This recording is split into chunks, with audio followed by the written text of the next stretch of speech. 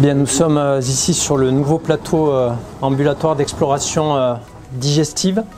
C'est un projet qui a vu le jour il y a maintenant 5 ans et qui répond à un des axes forts du projet médical de l'établissement, qui est la transformation ambulatoire des pratiques médicales.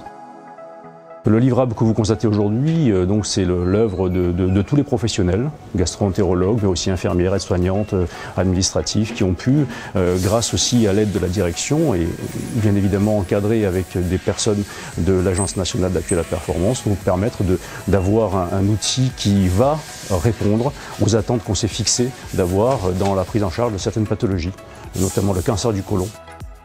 Nous avons souhaité sur ce projet regrouper l'ensemble des actes techniques de la discipline de gastro-entérologie, l'endoscopie, également l'exploration fonctionnelle digestive et finalement tous les actes thérapeutiques qui se font en ambulatoire en un même lieu, en un lieu unique, sur ce plateau technique qui fait environ 1500 m² de surface. L'endoscopie digestive est à la croisée des chemins de l'ensemble des pathologies du tube digestif.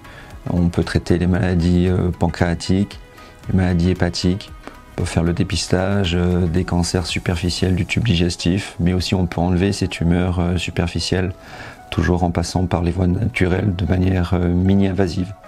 L'endoscopie digestive permet de traiter les malades avec peu de morbidité, peu de complications, et donc est totalement dans le credo institutionnel qui est de soigner mieux, prenant en charge de manière plus courte les patients, c'est-à-dire en ambulatoire.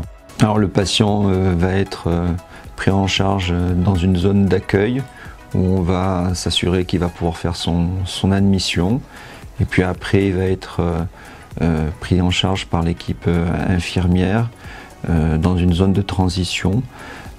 Là on va contrôler qu'il répond à tous les critères d'éligibilité pour avoir sa procédure endoscopique. Il va être ensuite transféré dans son box ou dans sa chambre où il va pouvoir se mettre en tenue de bloc.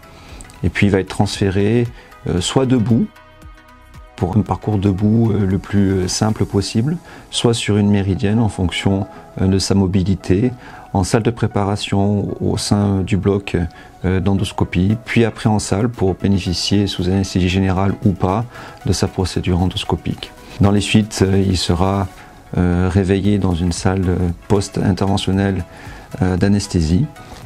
Il retrouvera une salle de collation dès qu'il sera capable d'être debout et de répondre aux critères de remise à la rue.